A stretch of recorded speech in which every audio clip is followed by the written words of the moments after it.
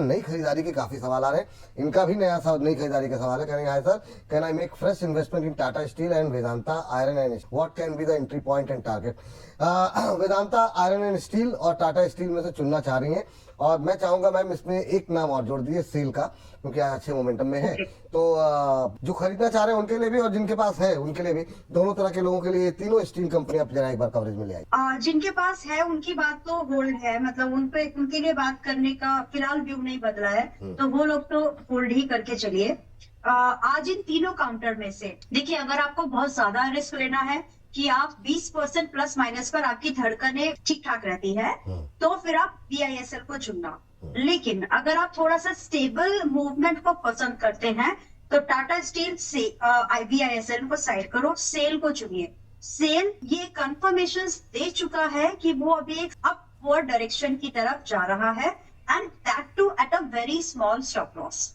इसमें मुझे लग रहा है कि अगर आप एंट्री बनाना चाहें, तीनों में से कोई एक ही चुनना है, क्योंकि अगर आप सबको चुन लेंगे तो एवरेज रिटर्न बनेगी। तो आज के प्राइस पॉइंट पर सेल इज मच बेटर, तो 185 के आसपास में है, आप इसको ऐड कर सकते हैं। डिपेंड करता है आप कितने दिन के लिए होल्ड करना चाहेंगे। तो अगर आपका नजरिया यहाँ से 3 महीने तक का है तो आप 210 तक के आसपास के एक्सपेक्टेशन रखिए। बट अगर आप इसको आगे by December by March stretch कर सकते हैं, इवन स्टॉप लॉस इसमें 150 का है, तो उस कंडीशन में आप 210 रेंजिंग फ्रॉम 210 250 तो एक्सपेक्ट करिए ही।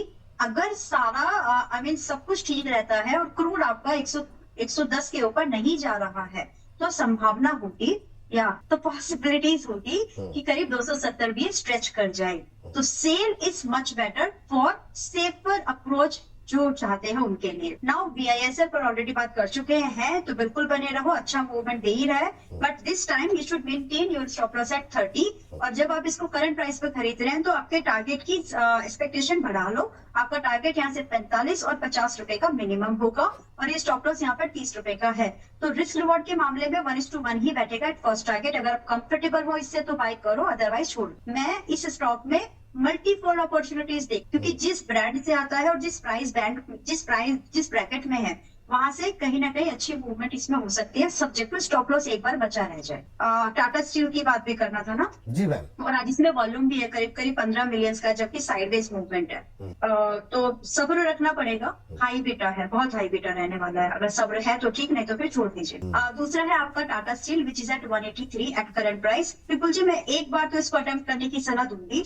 यहाँ पर अपना स्टॉप लॉस हिट हो जाए तो हिट करा लेना, कोई दिक्कत नहीं है, क्योंकि इसके बाद और बेहतर एंट्री मिल सकती है, तो घबराना नहीं। तो पहली बात तो ये, उतना बाय करो जितना मैनेज कर सकते हो, विद एक्सपेक्टेशन की स्टॉप लॉस एक बार स्विंग ट्रेडर्स के लिए जा सकता है, and this is a swing trade opportunity. Sell is an investment opportunity.